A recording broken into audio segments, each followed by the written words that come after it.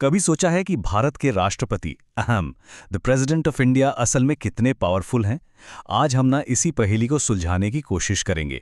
ये सिर्फ शक्तियों की एक लिस्ट नहीं होने वाली, बल्कि हमारे संविधान का जो एक शानदार डिजाइन है ना, उसकी कहानी है। तो चलिए जरा इसमें गहराई से उतरते हैं।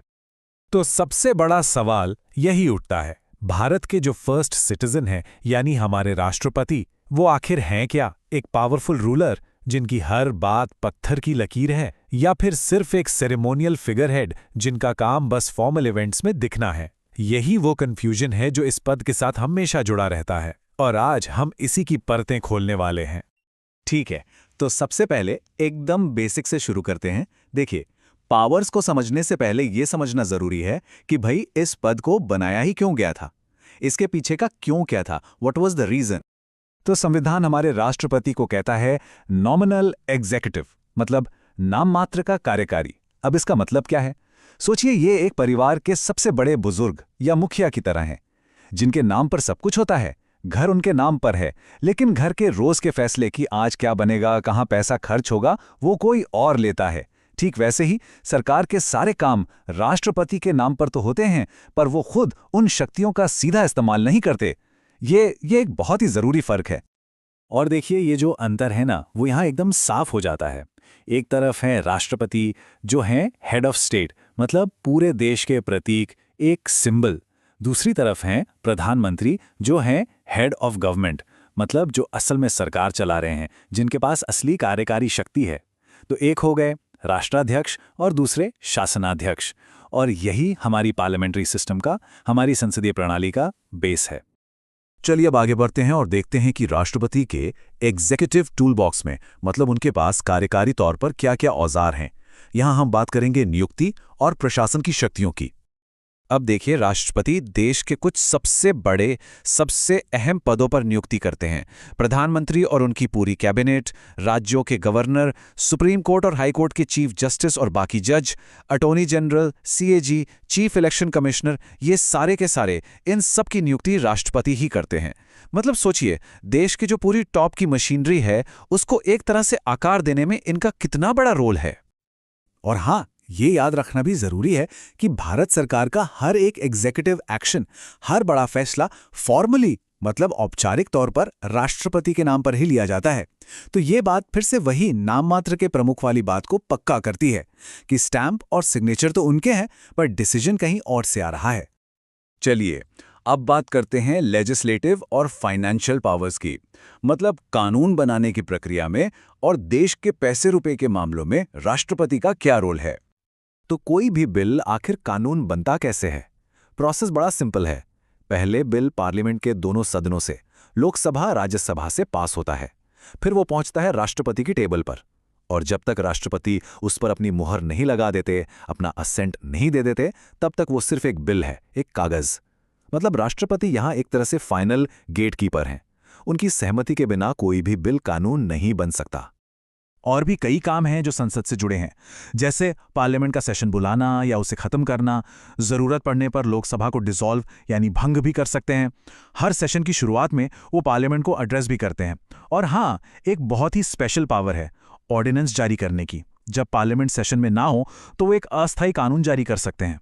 और जैसा हमने अभी देखा, बिल्स को असेंट देना या रोक लेना, ये तो है ही। और हाँ, जब बात पैसे की हो तो ये एक बहुत ही जरूरी नियम है। कोई भी मनी बिल, मतलब पैसे से जुड़ा कोई भी विधेयक, पार्लियामेंट में इंट्रोड्यूस ही नहीं किया जा सकता जब तक कि राष्ट्रपति उसकी पहले से सिफारिश ना कर दें। तो एक तरह से देश के खजाने से जुड़े मामलों की शुरुआत ही उनकी सहमति से होती है।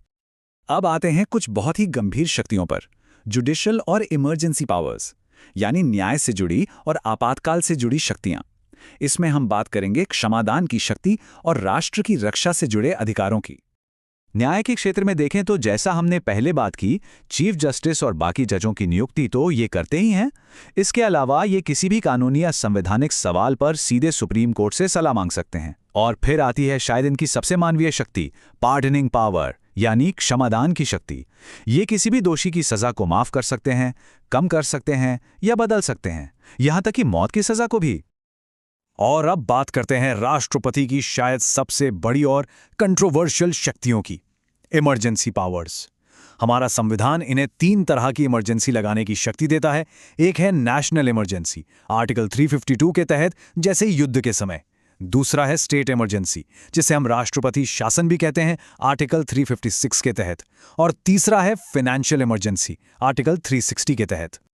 तो अब तक हमने बात की कि भाई कागज पर संविधान में क्या लिखा है, पर असल में क्या होता है। अब हम यही देखने वाले हैं कि प्रैक्टिस में इन शक्तियों का इस्तेमाल कैसे होता है। ये एक तरह से संवैधानिक मजबूरी और सिचुएशनल डिस्क्रेशन, यानी मौके के हिसाब से अपने विवेक के इस्तेमाल की कहानी है। और इस रोल को समझने के लिए ना संविधान के निर्माता डॉक्टर बी.आर. अम्बेडकर के शब्दों से बेहतर कुछ नहीं हो सकता। उन्होंने बहुत ही साफ साफ कहा था, He is the head of the state but not of the executive. He represents the nation but does not rule the nation. मतलब वो राज्य के प्रमुख हैं, कार्यपालिका के नहीं। वो राष्ट्र का प्रतिनिधित्व करते हैं, राष्ट्र पर शासन नहीं करते। बस ये एक लाइन राष्ट्रपति की पूरी भूमिका का सार है। तो फिर सबसे बड़ा कैच क्या है, सबसे बड़ा पॉइंट वो ये है कि राष्ट्रपति लगभग हर काम के लिए प्रधानमंत्री और उनकी काउंसिल ऑफ मिनिस्टर्स की एड एंड एडवाइस यानी सहायता और सलाह से बंधे हुए हैं। वो अपनी मर्जी से काम नहीं कर सकते। यही वो सबसे बड़ी लगाम है जो राष्ट्रपति की शक्तियों को कंट्रोल में रखती है और हमारे पार्लियामेंट्री सिस्टम की जान है। अब ये जो टेबल है ये इस फर्क को और भी साफ कर देती है।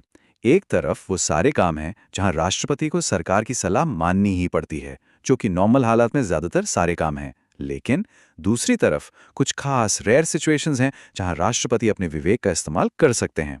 जैसे सोचिए चुनाव हुए और किसी भी पार्टी को क्लियर मेजॉरिटी नहीं मिली। अब किसे प्रधानमंत्री बनाना है, ये फैसला राष्ट्रपति का होता है। और अब हम पहुंच गए हैं अपने आखिरी हिस्से पर, द फाइनल चेक। यहां हम ये समझेंगे कि राष्ट्रपति का पद आखिर है क्या, अथॉरिटी का एक सिंबल, ना कि एब्सोल्यूट पावर का। तो आखिर में टेक अवे क्या है? देखिए, राष्ट्रपति की भूमिका को ना एक जहाज के एंकर की तरह समझिए। वो रोज रोज जहाज को दिशा नहीं देता, लेकिन जब समंदर में तूफान आता है तो वही जहाज को स्थिर रखता है, उसे डूबने से बचाता है।